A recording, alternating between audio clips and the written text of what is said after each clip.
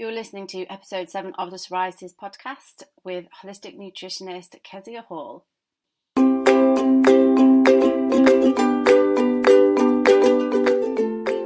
Welcome to the Psoriasis podcast, where we access the information you need from a diverse range of experts so you can make informed decisions about your health, whether you are healing naturally or with the help of medication. I'm your host, Gemma Boak. Let's begin. Welcome back. We had a little break there over the summer holidays, and I am glad to report we are back to our weekly episodes. Today I talked to Kezia. She is somebody I met last year and absolutely loved talking to. We talk about her journey and how she ended up as a holistic nutritionist. And in true Kezia style, she doesn't hold back. And what I really love is that we start talking about depression. And I think that's a really important topic, particularly for those of us living with psoriasis, because depression is so much more prevalent in our community. We also talk about how to listen to your body, which sounds very woo, but we come up with some practical strategies on how you can actually do this. And we talk about tracking bowel movements. Now, we do cover a few topics in this episode that might lead to a few questions from your children. So if you're listening to this in the car, you might want to save this for later. Alternatively, there will be show notes up in a couple of days, so you can check those out at thiscientistsays.com/episode 7. Oh, and a quick note before we start, Kezia has so much good stuff. I couldn't cut it all out of the episode. This ended up running to 1 hour and 10 minutes. So to make it easier to listen to, I have cut it down to our conventional length, and therefore there will be a second part to this conversation that I will release over the next couple of days. So welcome, Kezia, to the Psoriasis podcast. It's lovely to have you, and I'm very interested in the fact you are involved in holistic nutrition. Can you give us a little bit of a background as to how you ended up there and what you mean by holistic nutrition? Well, it's nice to be here, Jen. I'm excited. I love talking about all things nutrition and food. And so how I ended up here is a slightly odd road. I'd imagine with maybe a lot of people you've interviewed, it's sort of wiggly and windy.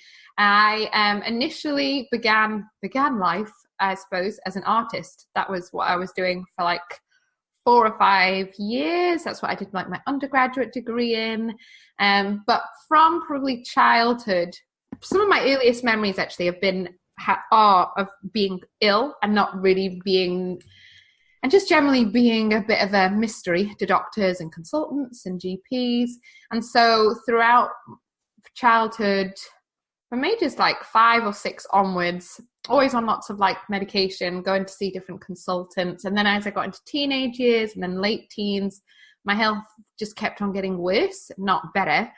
And then that carried on right into my 20s. So by the time I was probably early 20s, I often describe it as being sad, sick, and stuck on the toilet. That's my health description, because it wasn't just in terms of my worst problems. It was probably I just had really bad chronic diarrhea, so I was going to the toilet probably about 7 times, 8 times a day, and the doctors obviously had investigated that, and I'd had tubes and biopsies and scans and all sorts of lovely things happen. And I just got an IBS diagnosis in the end, which in one way was great because I didn't want a Crohn's ulcerative colitis, but there wasn't really a lot of support with that. But it wasn't just my gut, my mental health also wasn't that great. So I was really anxious and diagnosed as depressed.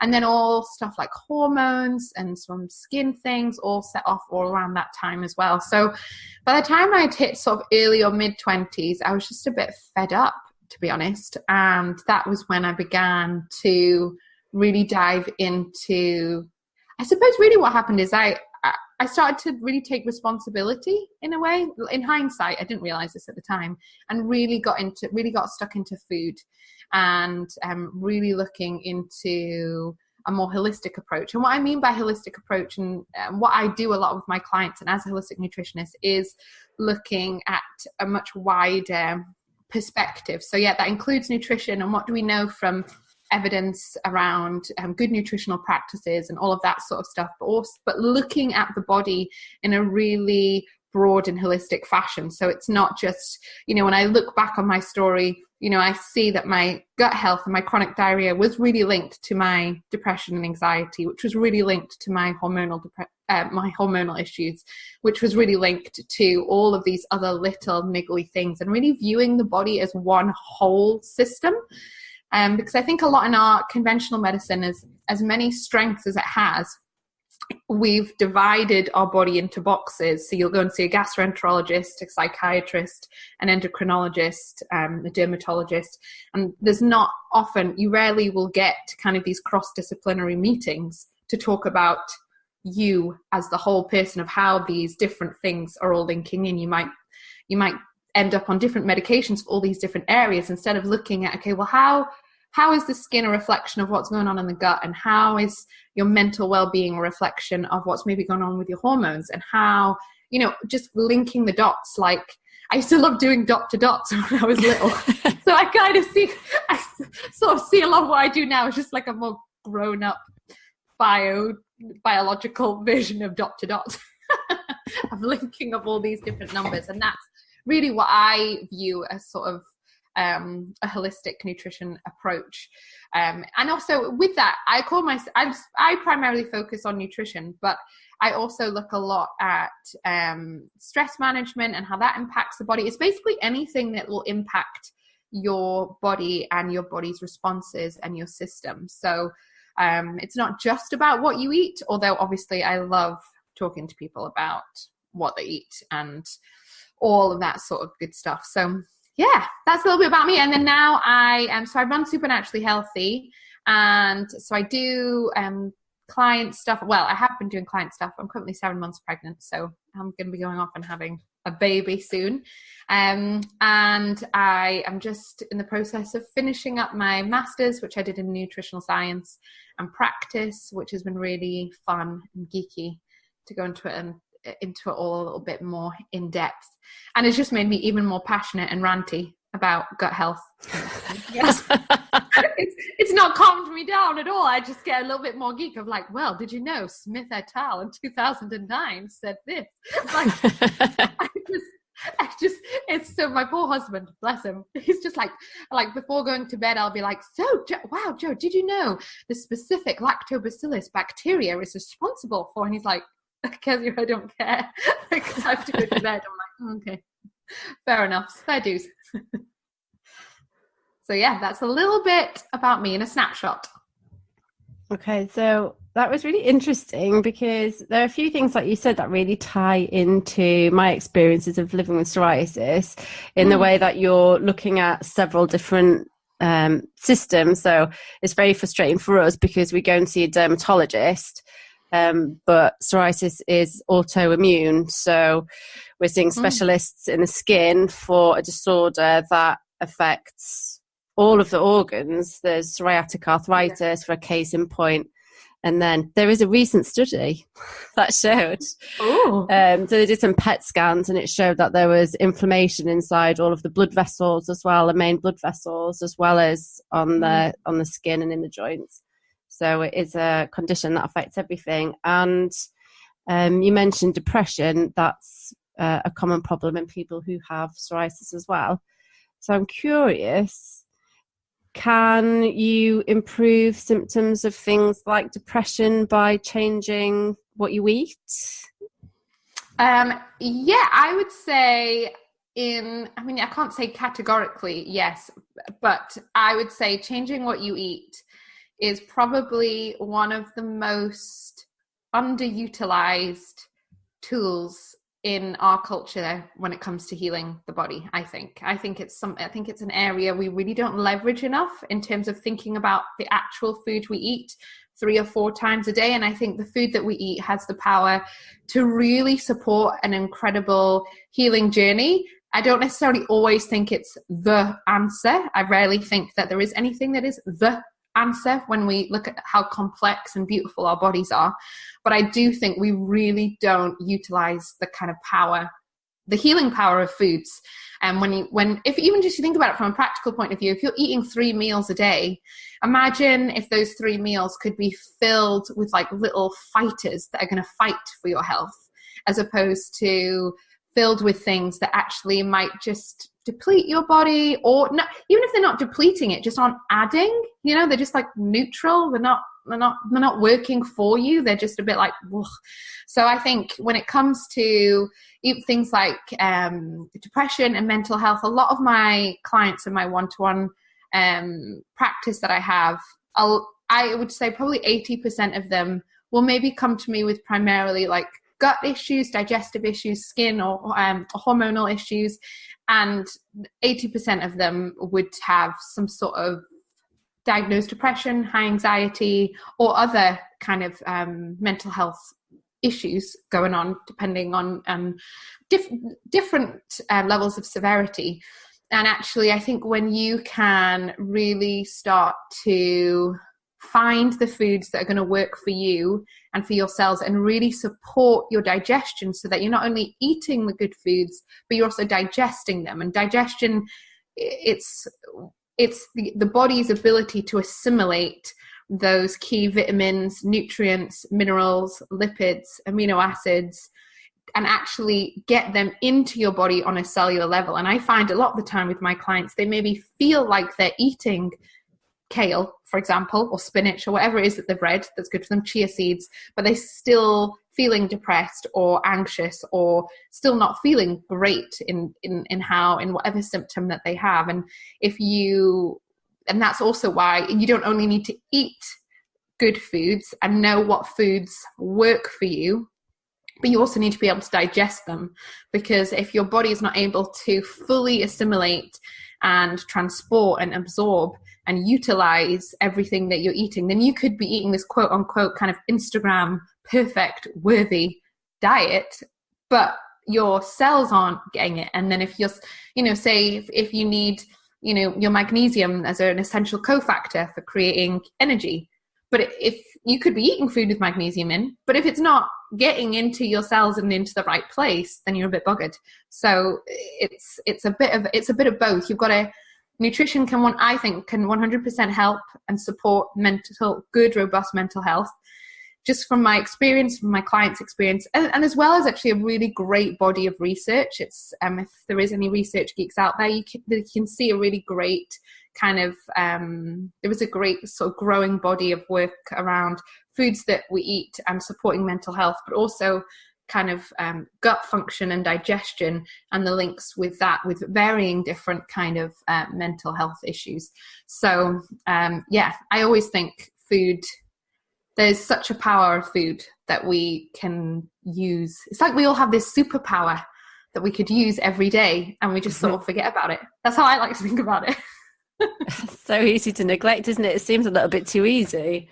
Yeah, it totally does. And I think that makes sense, because just the culture that we live in, there's a lot of noise around food. There's a lot of labels. There's lots of confusion. Like lots of people don't actually know necessarily what foods are healthy for them or what to eat. And I totally understand that. It's, you can easily Google, say, psoriasis, and I imagine you would get 3 different people being like, well, vegan is obviously the best way to go, or paleo is definitely the best way to go, or the autoimmune protocol is definitely the way to go. And you're like, oh, Jesus, that's yeah.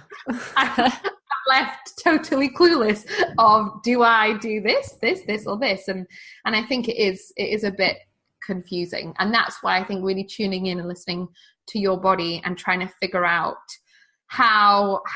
what is your body communicating with you, and how all these different systems, like you say with psoriasis, it's a skin issue, but it's an autoimmune condition. So, what is going on with your immune system, and what has triggered it, or what could be what could be aggravating your immune system? Is it genetic factors, environmental factors? Is it stress issues? Is it nutrient depletions? Is it, there's so many different things that can affect it. So I don't know if that answers your question, or if I've just gone off very comprehensively. So are you recommending then people do something like a food diary to help them listen to their bodies? Because I liked what you said about talking about people eating what works for them. So you're not prescribing the same diet for everybody, are you? No. How would people start to try to listen to their bodies? Yeah, how would they do that? No, it's a good question, because I think it's such a nice phrase, just listen to your body. But then you're like, the practical person in me is like, what the flip, Kezia? That's so like, just listen. It means absolutely nothing when it comes to breakfast time. I'm just listening to my body. Like, what the heck do I eat for breakfast then? So I think there's a couple, I think food diaries, kind of tracking. I often will get clients do like food and mood diaries. So I think tracking a little bit of what you're eating and how you're feeling, and like how much sleep you're getting, and say with psoriasis, how your skin's doing and how your bowels are doing and how your mood is doing, as well as what you're eating and drinking, I think can be really, really helpful, because then you can then start to just see patterns yourself.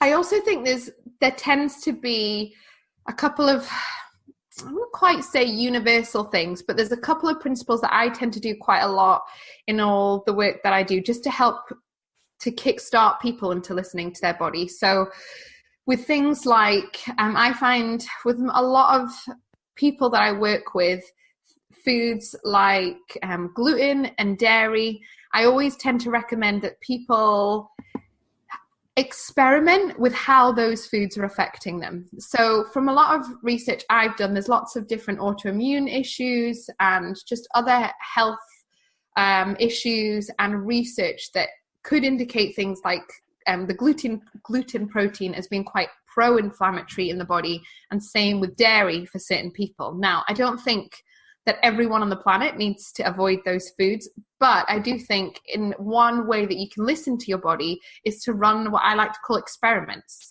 So it's just to be like, okay, well, how do I feel if I didn't eat dairy for 30 days? And how does that make me feel? And it might be that you literally feel no different whatsoever. And you're like, well, Kezia, that's made no difference to my life. And that's fine. Or you might be like, you know what, I actually felt less mucousy, or my skin didn't like completely clear up, but maybe it helped a little bit, or I was less bloated, or my poo was less weird, or I just felt a little bit brighter and more energized. I think that can also be a really helpful place to begin in terms of looking at, okay, what can we see from research, as what foods do we know from research that generally are quite inflammatory for different conditions, and then kind of going through them one by one and running an experiment, framing it as an experiment. It's not for the rest of your life, but just framing it as a time of, okay, well, I'm going to try and remove this and see if it makes me feel better to not have this food. And if there is any slight improvement, it doesn't need to be like, oh my gosh, my life has been changed by removing gluten. Even if there's a slight increase, then chances are that that could be indicating that food is having a negative immune response, or causing an immune response in your body. You're not allergic to it, you're not having an anaphylaxis reaction to it, but that potentially that gluten that you might be eating every day, even from healthy sources like spelt or rye or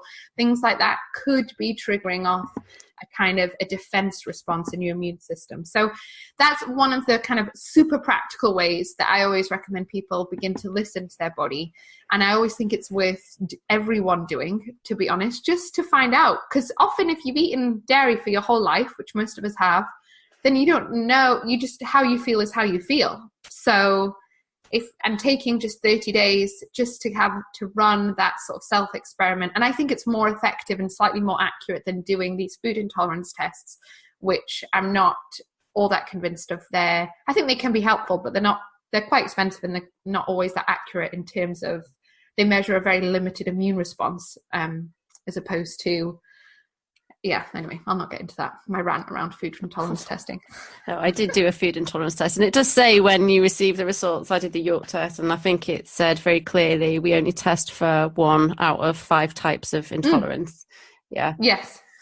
So it's a great place for people to start, or if people need like data. Do you know what I mean? If I always think it's a great place if someone like needs a report that says, but nearly most people I know that have had them done have always had either dairy, wheat, or both recommended for them, or said that they're intolerant to, and then a whole bunch of other random things, and then they get overwhelmed because they're like, do I need to exclude 40 things from my diet? Like, which you might well need to, like it can be more nuanced in terms of your food reactions. I did a more comprehensive food intolerance test last year that checks a few different kind of markers, and it came out as only 3 things, and they're all quite random. It's like corn, soy, and what's the other thing? I can't remember. Corn, soy, and peppers. Oh, which was really, I don't really eat those things. So, but I was like, all right, okay, great. But I was doing it I just wanted to test the test out before I recommended it to clients. So, yeah, those would be the places I begin. And also sugar as well. I think in terms of universal nutritional principles, I've not really come across any research that shows refined sugar is having any nutritional benefit apart from specifically from a refined source, if that makes sense. Yeah. In sports nutrition and that kind of thing, when you're looking at fueling the body and replenishing glucose and blah, blah, blah, blah, that obviously that is important then, but there's nothing specifically says it needs to come from refined sources. So I think looking at your sugar intake is also generally everyone, I would say, in our culture could do with looking at that. Just when you look at how much sugar we now intake compared to 50, 60, 70 years ago, it's absolutely phenomenal how much that has increased. And so in terms of listening to your body and then having that as a broad header and then being like, well, what the heck do I do? Then that's often how I tend to get people started along the journey. And then it's really a case of them fine-tuning that for their body. Like some people, if there's insulin management issues or anything like that, then they're really going to need to be maybe quite on it with their overall kind of sugar intake. And then other people can kind of get away with being, with a bit more sweet foods and sugary things, and it doesn't affect their body as much. So those are the general nutritional principles I use as a starting point, as a jumping off point, really. And then you can sort of tailor them and tweak them as the body responds and gives feedback. And I've never had a client who responds the same way to foods. Some people will feel horrendous on dairy and gluten. We remove them, they feel amazing. Other people, actually, you know what? They're totally fine on some spelt bread and sourdough, and it doesn't really affect them. It doesn't affect their symptoms, and they feel really good on it. So that's fine. Okay, great. Now, I'm really intrigued by the fact you're getting people to monitor in the diary the bowel movements. So yes. In what detail would people be, what kind of things are they writing down? Are we talking like deep detailed descriptions? I mean, when I talk to the clients in my first session and actually in ongoing sessions with people, I do ask for a fair amount of detail. Like sometimes I always have a question or a time when I'm talking about bowels and I'm like, okay, so tell me about your bowels. And sometimes people will be like, oh yeah, they're fine. I'm like, oh no, we're going into way more depth than that. So what I like people to do or to keep track of, or the kind of conversation I create around bowels is really, I think, tracking, getting people to talk about frequency of bowel movement. That's one of the first kind of basic bits of information I think is really, really important. I think one of a great way that you can just keep a general eye on your overall health and digestion especially is just by checking in on your poo. It doesn't mean you don't need to like scoop it out the toilet and put a microscope to it or anything like that, but just being aware of, yeah, I know, because no one wants to do a Gillian McKee. No, and there's no need to do that. And so it's a frequency is one of that's probably one of the first things I think is really helpful to keep an eye on. So are you like I was and sort of going to the toilet like 7 times a day, feeling like you need to have a bowel movement, but you're not really having one, or it's not very pleasant, or it's really loose, or whatever it is? Or actually, are you maybe going to the loo like every couple of days, every 3 days, 4 days, or even every other day for a bowel movement? I think that's a really helpful way for people to check in on it. And then it's worth people just spending a little bit of time, like how is their toilet experience, as I tend to call it. Like going and having a bowel movement shouldn't be this big, stressful, dramatic, painful do you know what I mean? Think it should just be a case of, oh, need to go to the toilet, sitting on the toilet, oh, there we go, feel better now, wash my hands, leave the room. Whereas actually, and for a lot of people listening, they might be like, yeah, because let's just go into the toilet. But actually, for a lot of the time, that's not the case with people. Actually, there's a lot of anxiety around going to the toilet. There might be pain because of hemorrhoids. They might go to the toilet, have a bowel movement, but not feel like they're actually finished, if that makes sense. But yeah. But they can't go again. Sometimes there's things like mucus that comes with it, or a lot of itching or unpleasantness. There's lots of different symptoms around that. So I always like to check in with people's toileting experience, because it's not meant to be. It should be a relatively straightforward thing. And although the NHS and the kind of, I think it's the NICE guidelines they're relatively vague and woolly about what constipation counts as. From my perspective, I would say being constipated would be going for a bowel movement less than once a day. And ideally, you want to be going once or twice a day in an ideal world. Right. If you're thinking about how much food you're eating, and then the fiber in that, and all of the other detoxification going on in your body, you obviously are absorbing from the food that you're eating, but you want to be having not an equal ratio. But if you're eating loads of food and you're pooping every couple of days, you're like, well, where's that kind of all going? Like, we don't absorb fiber into our body. That it gets used, but it doesn't kind of go into our bloodstream. So where is that bulk? Where's the bulk of the food going? And the idea is that we eat it, we assimilate, we get the nutrients, fats, amino acids from it. And then the kind of bulky fiberness helps clear out our intestines, helps with our bacterial kind of, it's like a prebiotic in our, mainly in our large intestine. And then we kind of poop it out. It's like this beautiful system of nutrients and minerals, and also a nice little clear out system and detoxification. And the reason it's so important to keep an eye on your bowels is the detoxification process of it.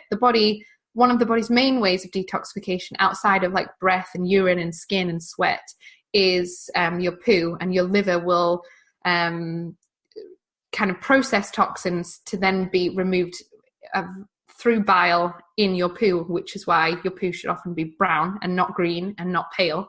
And it's a really important way of supporting detoxification, and especially with autoimmune issues as well. It's always really important that you check in with the body's sort of detoxification pathways if you really want to support that or like that immune resiliency. So yeah, I always ask about period, and for women I always ask about periods as well. If they're still menstruating, then your periods is also another nice regular event, or maybe not regular, that can also help you check in more from a hormonal side of how much balance and how happy is that side of the body as well. So I often joke with people that I'm a nutritionist that talks a lot about their people's poo and periods. And there's a lot of what my conversations are. I'm like, if you don't want to talk about those things, you probably don't want to have a conversation with me. Because that'll come up at some point, for sure. So do you think monitoring periods, for example, can give you an indicator on, is it more an indicator of how healthy you are? So if your periods are all askew, if you'd investigate that further, and then that could improve your overall health as well. Yeah, I think it's just I think your periods again, I think are often we don't like our periods as women, and we're like, oh, cursed period, I can't wait to have it, like to not have it.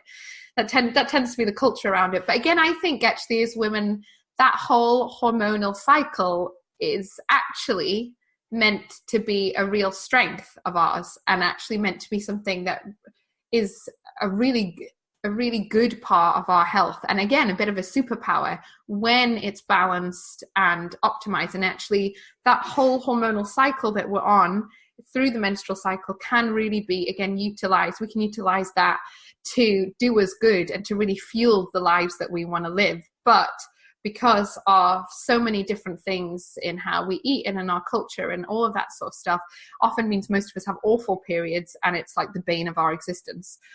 Or they're irregular, or they're painful, or I had a client once who'd basically spent like 30 years having like with her boobs in agony in between her periods, and that was just normal for her. And then we did a bit of work together, and she was like, oh, like, she's like, my boobs feel normal. And I was like, bless you, like, this has been going on that's not normal. And I think we get really confused between common symptoms. So common symptoms around your period are pain, maybe spotting, irregularity, heaviness, needing to take heavy medication to deal with flooding, when your period is just way too heavy, or moodiness, tearfulness, depression. These are all really common symptoms for your period and your menstrual cycle, but they're not normal, I don't think, and they all can be signs of just a little bit of potential imbalance going on in the body. So if I have a client that comes and their periods are maybe really irregular, or they already have, as you know, with autoimmune issues, it's really common once you have one as a woman, you kind of stack them up. Yeah. And get several. It's like a domino effect, which is unfortunate. But it's very common for people, they might have psoriasis, but they're like, oh, I also have PCOS, or, oh, I also have, I've had endometriosis, or whatever it is. And that's when you really, I think the systems that are most affected by that are things like your gut and your detoxification systems, and obviously your hormonal, your endocrine, which is basically your hormonal system, and bringing balance. I think I find with periods and your menstrual cycle, when you can really address kind of root causes in the body and really figure out, okay, what's really going on here, and you can really bring a little bit more balance and support the body in those things, then you often see a result in a women's hormonal cycle, often relatively quickly. And it's the same with foods as well. I've had clients that have just discovered they may be having a food intolerance to a certain thing, and then as soon as they remove that, they're like, oh, my periods are less heavy. And they weren't removing, say, the gluten specifically to support their periods. They maybe hadn't even really noticed that their periods were heavy, or they were just used to taking that medication every month to deal with the heaviness of their periods. Yeah. But as soon as they started to look at what foods were really working for them and what foods weren't, then they're like, oh, I'm less moody, or I'm less like going to kill people the day before my period.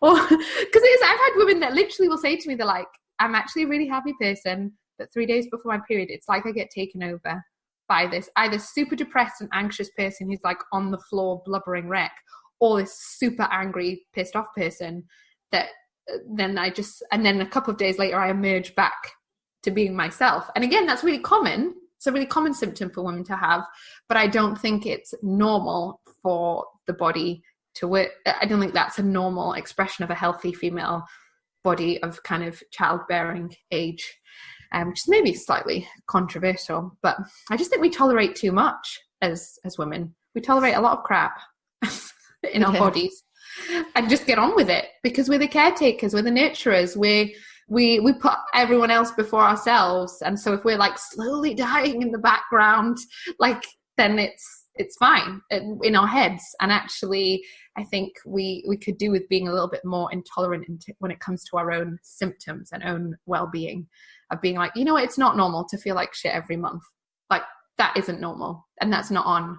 And I think that the body does have a language that it talks to us in, but we often don't.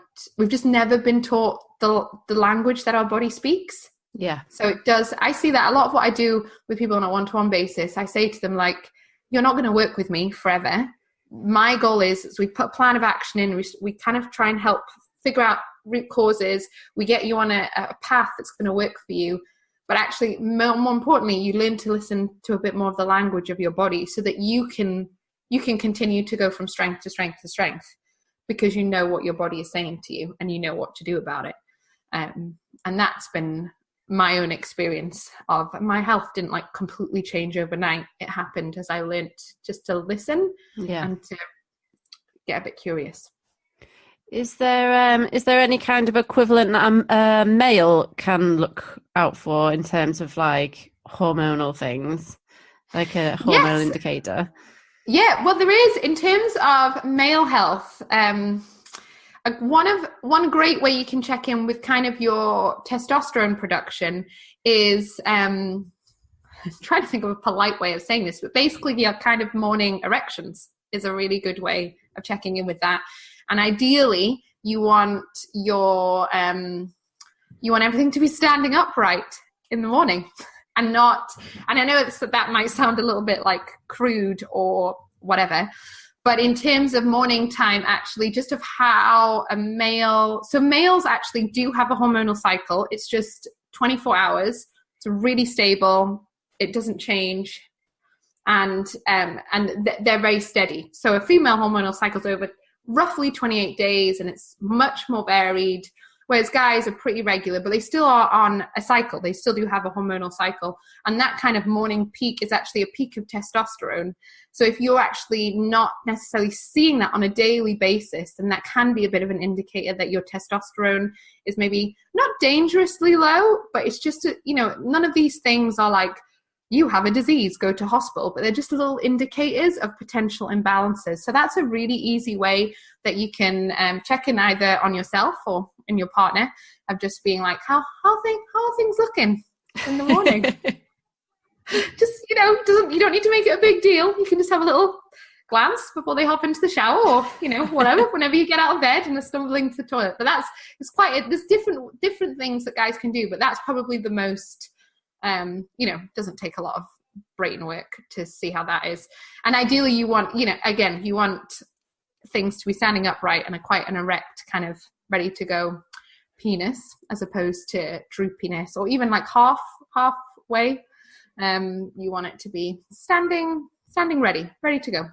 And that's just a good level of your testosterone, which is really, really important for men and women, but especially for men. Actually, again, a lot of different things in our culture and through different endocrine disruptors, nutritional depletions, all of these different things can really impact a guy's testosterone level. And that, again, can have a huge impact on their mental well-being and all of these different systems, not just their kind of sexual performance, which is what people might focus on. It actually impacts a whole range of bodily systems. It's the same with people often think of progesterone as like the female hormone, and women do have more progesterone than men, but men also have it.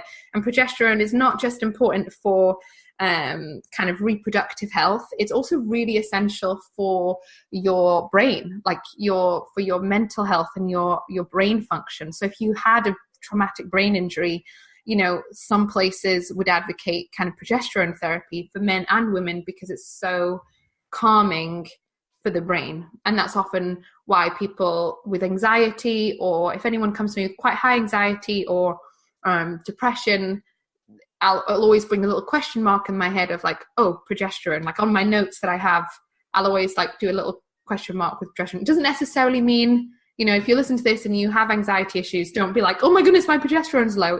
It's not always that direct, but it's always something I think to look into.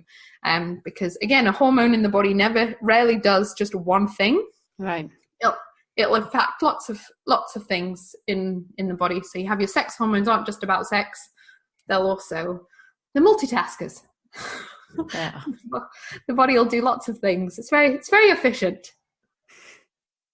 So what would you advise then if somebody notices that they're not quite as firm as they should be in the morning, or they're going to the toilet every 2 or 3 days? Would they start off by keeping a food and mood journal and then go from there? Or is this the kind of thing they go to a nutritionist or a doctor? Or I think if you haven't been to your GP recently, then do that and get a basic set of blood tests done. I just always think that's really helpful. And by that, you want your iron, vitamin D. They'll often check your white blood cell, like your kind of some immune markers, those kind of things. So I always think that's worth doing. I know some people don't like going to the GP, but I think it's really important to do. So that's a really useful place to start. Again, if you're anything like me, you'll do all those tests and everything will be like, oh, it's come back normal. And you'll be like, am I crazy? But I always think it's worth doing, just because you can get, it can tell you some really useful information. And then I think probably keeping a food diary, if you've never done that before, then that's a really, really helpful place to start. And then really look, and you can just do that even if you do it for like 5 or 6 days. You don't need, I like the longer the better, but I don't enjoy keeping food diaries, to be honest. So I find it quite hard. So even if you do like 5 or 6 days, I think that can be really, really useful. And then sitting down, looking at your food diary and just listening to any kind of gut instinct or your intuition or whatever you want to call it. And you can just look at that and be like, okay, from this, do I kind of gut instinct already know of a food in this that is probably not helping me? Like that isn't doing me good? Because your body's really clever. You probably already know. Often if I chat to clients about this, I rarely will say to them, you have to go gluten-free. Like it'll be like, okay, what food do you already know your body probably isn't loving? And 90% of the time people are like, well, when I eat bread or pasta, I just get really bloated and I feel a bit sluggish. And you're like, okay, then you can start that conversation. I was like, whenever I have that latte, I just end up on the toilet, or like my skin gets itchy, or I get really like mucousy in my nasal sinuses. And then you start that conversation. So your body you probably already know. It's just whether or not you want to listen. Yeah. Which I totally get. Like, I'm a big fan of real milk in my flat white, but my body doesn't love real milk in my flat white, alas. It's something it's told me time and time again, but I regularly check in and see, has it changed its mind? And it hasn't. So I think those are really good places to start. And then if you're looking to kind of get more nuanced and drilled down, that's really when you would want to go and maybe see someone for more one-to-one stuff. But I actually think if you can do that process and check in with your body, and you can actually do quite a lot of the foundational stuff to begin with, of looking at, okay, what are the foods that are doing me good?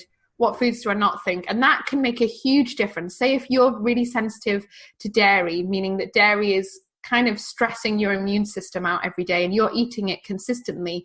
And it's really important to note with this, it's not always about the amount that you're eating. So some people will be like, oh, I don't eat much gluten. And I'm like, that's not really what we're talking about. What we're talking about is the food you're eating, is it causing a kind of a defensive immune response? And that it doesn't hugely matter on the amounts. It does influence the quantity, but if you are even just getting a little bit of a gluten protein and actually your body is sensitive to that, then it will still cause that sort of defensive cascade. So a lot of the time people are like, oh, I only have milk in my tea. It's not that big a deal. It's not necessarily about the quantity. It's about how the body is responding to the kind of molecules in those foods, or the different proteins, or the different sugars or whatever that are in there. So that I think is always a great place to start. If you haven't ran some experiments of being gluten-free or dairy-free, and you do have any autoimmune issue, whether it's psoriasis or not, I think it's a really worthwhile experiment to run. And ideally, you want to do it for at least 30 days. And it's really helpful to not set the expectation up of like, if I give up dairy and if my entire psoriasis hasn't cleared up in 30 days, then it doesn't work. That's a really unhelpful way to frame it. What you're looking for is just how overall do you feel without dairy over 30 days? Your skin might not change, but your energy might do, and your bowels might improve. And that's a sign of full body kind of rebalancing. And that potentially, if you stuck with that for maybe 6 months, then it might start to like leak out into your skin, if that makes sense. So I think people often, when they look at testing their body around certain foods, have quite unrealistic expectations. And with autoimmunity, it can take a while for the body to calm down, actually. And everyone's different. You're always going to Google something and someone was like, I gave up dairy, and then 2 days later, it was like I had skin of a brand new baby. And you're like, well, great. That's not my experience. So I recommend avoiding forums and Googling things like that, and just listen to your own body. I've had a few clients who have literally been like, some of their action point is, do not go on forums. I'm like, listen to your own body instead. And let's focus on that, because it can be discouraging if your friend tried that B12 supplement and everything in their life changed, and you took it and that was it. It was just expensive. Yeah. And made a difference. So that's all we've got time for today. I will release part 2 of this interview in the next couple of days. although all the transcripts will be on the same webpage at thisscientistsays.com/episode7. We're going to be talking about the importance of seeking help. We also talk about how important it is to heal on the inside in order to heal on the outside. And this is a theme I follow on with the next interview I've got lined up for you with dermatologist Dr. John Golding. I hope you enjoyed today's interview. If you have any questions, I would love to hear from you. Simply head over to Instagram and let me know. You can find me at Gemma_Boak. That's BOAK.